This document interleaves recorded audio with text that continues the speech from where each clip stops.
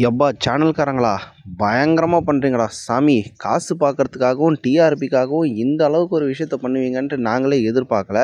2 நாள் 3 நாள் முன்னாடியே நம்ம டெய்லி தர்பார் சேனலில் ஜாக்லின் வந்து எலிமினேட்டட் அப்படின்ற விஷயத்த வந்து நம்ம பிரேக் பண்ணியிருக்கோம். ஆனாலும் அதை பற்றி வந்து நேற்று ப்ரோமோவில் தான் போட்டாங்க. சரி, நேற்று 24/7லையாவது அதை போடுவாங்கன்னு பார்த்தா அதுவும் போடாமல் கடைசியாக வந்து இந்த 1 ஹவர் ப்ரோக்ராமில் தான் போடுறாங்க. அதுவும் பார்த்திங்கன்னா 10:30 மணி வரைக்கும் டிலே பண்ணி வந்து ஹாட்ஸ்டார்லாம் போட்டிருக்காங்க. இப்போ தான் ஒவ்வொரு விஷயமா வெளியில் வருது. ஏன் இந்த மாதிரி பண்ணுறாங்க, ஏன் உள்ளே என்னென்ன நடந்துச்சு, யாரை காப்பாற்றுறதுக்காக இப்படியெல்லாம் பண்ணியிருக்காங்க, உள்ளே எந்தெந்த பிளேயர்ஸ் இன்வால்வ்டு அப்படின்றதெல்லாம் ஒவ்வொரு தகவலாக இப்போ தான் வெளியில் வந்திருக்கு. டெய்லி தர்பார் நேயர்கள் அனைவருக்கும் வணக்கம். இது பிக் பாஸ் சீசன் 8க்கான ரிவ்யூ.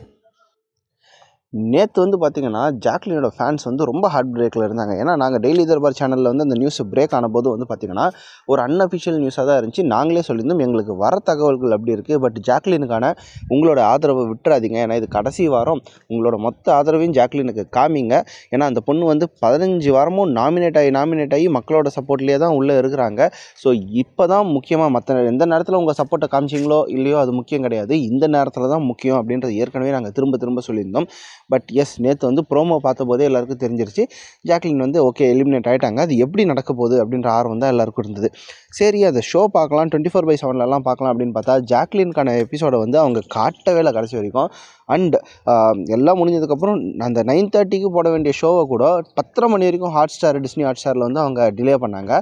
காரணம், மக்களை வந்து அப்படி வெயிட் பண்ணணும். அப்போ தான் இவங்களுக்கு வந்து மக்கள் உட்காந்து நிற்பாங்க, டிஆர்பி எல்லாம் ஏறும், அந்த டைமில் பயங்கரமாக காசு பார்க்கலாம் அப்படின்றது தவிர வேறு எந்த விஷயமும் நம்மளுக்கு என்னன்னு தெரியல. ஏன்னா இந்த விஷயம் நடந்தது அப்படின்னு வந்து பார்த்திங்கன்னா 2 நாள் முன்னாடியே நம்மளுக்கு நியூஸ் வந்துருச்சு.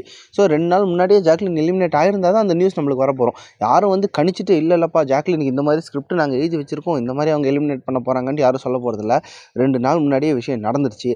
அதுக்கான ஃபுட்டேஜ் எடிட்டிங்கு எல்லாமே அவங்க ப்ரோமோலேயே பண்ணி வச்சுருக்கிற அளவுக்கு தான் ரெடியாக இருக்காங்க. எப்படி ப்ரோமோ டீமே வந்து சூப்பராக எடிட் பண்ணி ஃபயர் விட்டு அது இதுன்னெல்லாம் பண்ணி எடிட் பண்ணி ஈவினிங்கே ப்ரோமோ போடுறாங்கன்னா 9:30 வரைக்கும் இவங்களுக்கு எடிட் பண்ணுறதுக்கு டைம் இருக்காதா? ஸோ எல்லாமே இருந்தது. ஜஸ்ட்டு மக்களோட ஒரு க்யூரியாசிட்டி, அவங்களோட உணர்ச்சியை வச்சு விளையாடி அதை வந்து காசு பார்க்கணும் அப்படின்றத தவிர நம்மளுக்கு வேறு எந்த எண்ணமும் தோணலை. சரி, அதெல்லாம் ஆச்சு. ஜாக்லின் எப்படி எலிமினேட் ஆனாங்க அப்படின்னு பார்க்கும்போது தான் உண்மையிலே வைத்திருச்சல் இருந்துச்சு. இந்த வீட்டுக்குள்ளே மற்ற பிளேயர்ஸ் எல்லாம் உள்ளே விட்டுருக்காங்களே, இவங்க வந்து மற்றவங்களுக்கெல்லாம் நல்லது பண்ணணும்னு நினச்சி வராங்களோ இல்லையோ, ஜாக்லினை மட்டும் எப்படியாவது வெளில அமிச்சிடணும்னு தான் வந்திருக்காங்க போல். ஏன்னா நல்லாவே தெரியுது, முத்துக்குமரன் ஆகட்டும் சௌந்தர்யா ஆகட்டும் எல்லாரும் பிஆர் வச்சு அடித்து தூக்கின்னு இருக்காங்க. இந்த ஒரு பொண்ணு மட்டும் எந்த விதமான பிஆர் ஒர்க்கும் இல்லாமல் 1 வாரம் 2 வாரம் இல்லை 15 வாரமும் இந்த பொண்ணு வந்து மக்கள்கிட்ட ஆதரவு வாங்கி வந்து நிற்கிறாங்கன்னா, ஒருவேளை கிளைமேக்ஸில் இந்த ஃபைனல் ஸ்டேஜில் வந்து ஜாக்லினுக்கு ஆதரவாக ஓட்டு விழுந்துருமோ அப்படின்ற ஒரு பயம் வந்து எல்லாருக்குமே இருந்திருக்குது. ஸோ ஜாக்லின் தான் இருக்குதுல டஃப்பான பிளேயரு.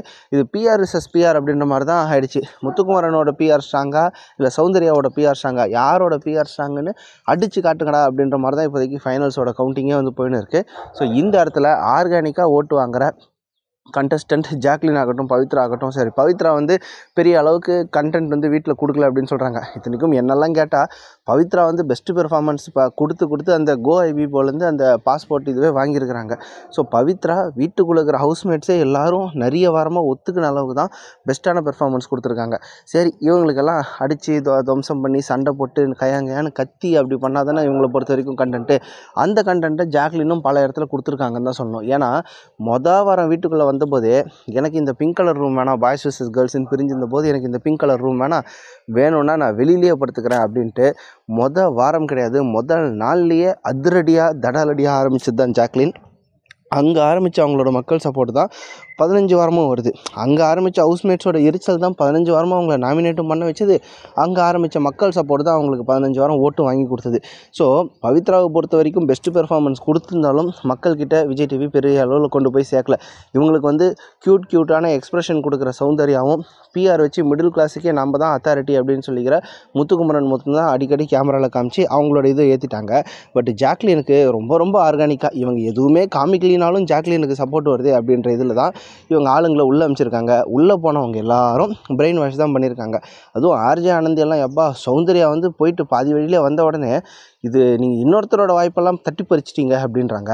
ஆனால் ஜாக்லின் போகும்போது எல்லாராலையும் முடியும், கண்டிப்பாக போகணும், போயிட்டு பாதியில் வரதெல்லாம் நிச்சயமாக தப்பு, போய் எடுத்துன்னு வரணும் அப்படின்ற மாதிரி அவங்கள வந்து மைண்ட் செட்டில் வந்து பயங்கரமாக ஃபிக்ஸ் பண்ணுறாங்க. எல்லாருமே மைண்டு கேம் தான் ஆடி இருக்கிறாங்க, நல்லாவே தெரியுது. ஜாக்லின் வந்து கிளம்புறதுக்கு ரெடியாக இருக்காங்க. அந்த ஓடுறதுக்கு தயாராக இருக்கும்போது மஞ்சரி ஒரு விட்ட போடுறாங்க. ஜாக்லின் உன்னால் முடியும், ஆண்களால் முடியும்னா பெண்களால் முடியும்னு. அம்மா அவங்க ஒரு ஃபைனல்ஸில் வந்து நிற்கிறாங்க. இது வந்து ஜஸ்ட்டு 1 செகண்ட் 2 செகண்டில் போச்சுன்னா கூட மொத்தமாக இந்த 105 நாளுக்கான எஃபர்ட்டே போயிடும். இந்த இடத்துல வந்து உசுப்பி விடுற விஷயமா இது அப்படின்ற மாதிரி தான் நம்மளுக்கு தோணுச்சு. அண்ட் பிக் பாஸ் ஒரு வேலையை பார்த்தாரு பாருங்க, அதுதான் எனக்கு ரொம்ப ரொம்ப ரொம்ப கடுப்பான ஒரு விஷயம். அதாவது 4 பேர் 5 பேர் வந்து இந்த டாஸ்கில் நான் பங்கேற்க போகிறேன் அப்படின்னு சொன்னாங்கன்னா, நீங்களே பேசி ஒரு முடிவு எடுத்துக்கோங்க அப்படின்னு தான் சொல்லணும். அதுதான் இத்தனை நேரமாக சொல்லிட்டு இருந்தார் பிக் பாஸ். 4 பேர் போட்டி போடுவாங்க, நீங்களே பொறுமையாக பேசி முடிவு எடுங்கப்பான்ட்டு. இந்த ஒரு டாஸ்க்குக்கு மட்டும் முதல்ல கை தூக்கின ஜாக்லினுக்கு வந்து நாங்கள் வாய்ப்பு கொடுக்குறேன்ட்டு பிக் பாஸே சொல்லிட்டாரு. அந்த டைமில் முத்துக்குமரனும் ரயானும் கை தூக்கியிருந்தாங்க. அவங்க 3 பேருக்குள்ளே தான் பேசி டிசைட் பண்ணணுன்னு இருந்தது. ஆனால் பிக் பாஸ் டக்குன்னு உள்ளே புகுந்து ஒரு செகண்ட் அப்படியே பாஸ் விட்டுட்டு, நீங்கள் போங்க ஜாக்லின், நீங்கள் தான் கையை முதல்ல தூக்குனீங்க அப்படின்ற மாதிரி சொன்னாங்க. இது பச்சையாக தெரிஞ்சு ஜாக்லினை இந்த டாஸ்கில் ஒரு ட்ராப்பில் செட் பண்ண வைக்கிறதுக்கு தான் இவங்க பண்ணுறாங்க அப்படின்றது வந்து பச்சையாக தெரிஞ்சிருக்கு. ஆனால் எல்லாத்தையும் விடவும் சௌந்தர்யா அந்த பணப்பெட்டி டாஸ்கில் பண்ணது தான் ரொம்ப ரொம்ப ரொம்ப எரிச்சலான ஒரு விஷயம்னு சொல்லி ஆகணுங்க. ஏன்னா 24/7 பார்த்தவங்களுக்கு தெரியும், சௌந்தர்யாவுக்கு வந்து மற்ற எல்லாரும் அட்வைஸ் பண்ணுறாங்க. இப்படி போ, அப்படி போ, ஷூ வந்து டைட்டாக போட்டுக்கோ, ட்ரெஸ் வந்து இந்த மாதிரி ஹெவி ட்ரெஸ்ஸாக போடாத, லைட் ட்ரெஸ்ஸாக போட்டுக்கோன்னு எல்லாரும் அட்வைஸ் பண்ணுறாங்க. நீங்கள் பவித்ராவும் ஜாக்லினும் ஓடும்போது பார்த்தீங்கன்னா ஒரு பரபரப்பு தெரியும். அவங்க அந்த ப்ராசஸுக்கு தயாராகும் போதே ஒரு பரபரப்பு அவங்க முகத்தை தெரியும். ஆனால் சௌந்தர்யா ரொம்ப கூலாக இருந்தாங்க. ஏன் அப்படின்ற விஷயம் வந்து சிவகுமார் போய் பேசும்போது தான் தெரிஞ்சு. சிவகுமார் சொல்கிறாங்க, நீ வந்து இப்போ ஃபுல்லாக ஓடு, பட் உனக்கு டவுட்டாக இருந்துச்சுன்னா எப்போ டவுட்டாக இருந்தாலும் பாதியிலே திரும்பி வந்துரு, நீ போய் பணப்பெட்டியை எடுக்கணும்னு நினச்சி சொதப்பிடாத அப்படின்னு சிவகுமார் ஒரு அட்வைஸ் கொடுக்குறாரு. அதுக்கு சொன்னாங்க பாருங்கள் சௌந்தர்யா, நான் ஆல்ரெடி அந்த பிளானில் தான் இருக்கிறேன்ட்டு. எனக்கெல்லாம் சத்தியமாக எரிச்சல் தாங்க வந்துச்சு. ஏன்னா அதுக்குன்ட்டு போட்டி போடுறாங்க. முத்துக்குமரன் ஆகட்டும், விஷால் ஆகட்டும், ரயான் ஆகட்டும், எல்லாரும் அதுக்கு போட்டி போடுறாங்க. இந்த இடத்துல நான் ஓடி போய் எடுக்கிறதுக்கு நான் பிளான் பண்ணுறேன் அப்படின்றத போட்டி போடுறாங்க. அந்த இடத்துல வந்து இல்லை நான் தான் நிற்பேன்னு அசால்ட்டாக நின்றுட்டு ஜாக்லினுக்கும் அந்த சான்ஸ் போக விடாமல் சௌந்தர்யா அந்த சான்ஸை வாங்கி வச்சுட்டு, நான் ஏற்கனவே பாதி தூரம் ஓடி போயிட்டு வர பிளானில் தான் இருக்கிறேன் அப்படின்னு சொன்னாங்கன்னா, இது பச்சையாக ரசிகர்களை சீட் பண்ணுற விஷயம் தாங்க. ஏன்னா ஜாக்லினெல்லாம் என்னுடைய ஃபேன்ஸுக்காக, என்னை நம்பி ஓட்டு போடுற ஃபேன்ஸுக்காக நான் ஓடி போய் பணப்பெட்டி எடுத்துன்னு வரேன்ட்டு தில்லா இறங்குறாங்க. இவங்க ஃபேன்ஸுக்காக நான் ஓடுறேன் அப்படின்னு கணக்கு காமிக்கிறதுக்காக ஓடி இருக்காங்கன்றது அப்போ தான் எனக்கு தெரிஞ்சு. நீங்கள் அந்த வீடியோ பார்த்தீங்கன்னா கூட சௌந்தர்யா ஃபேன்ஸ் வந்து இப்போ உருண்டு புரளுவாங்கன்னு வச்சுக்கோங்க. பட் அந்த வீடியோவை பார்த்தீங்கன்னா தெளிவாக போகிறாங்க. அந்த பெட்டிக்கு முன்னாடி வச்சுருக்கிற மார்க் வரைக்கும் போயிட்டு அப்படியே திரும்பி வந்துடுறாங்க. நல்லா 10 செகண்ட் கேப் இருக்கும்போது தான் வராங்க. ஏன்னா ஓடுறவங்க எல்லாருக்கும் அந்த ஒரு டைமர் அப்படின்றதும் மைண்டில் வந்து ஆட்டோமேட்டிக்காக ஓடின்னு தான் இருக்கும்.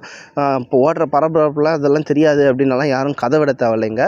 பச்சையாக வந்து நான் ஃபேன்ஸுக்காக ஓடி போயிட்டு வந்துட்டேன், நானும் தைரியசாலி தான் அப்படின்னு கணக்கு காமிச்சிக்கிறது தான் ஓடி இருக்காங்கன்றது ஓப்பனாகவே தெரியுது. இந்த விஜய் விஷால் ஒரு வார்த்தை சொல்லுவோம், அப்படி எனக்கு இங்கே வந்து தைரியம் வந்துருச்சு பிக் பாஸ் அப்படின்ட்டு. நானும் தான் அப்படின்ட்டு சௌந்தர்யாவும் சந்தில் வந்து சிந்து பாட பார்ப்பாங்க.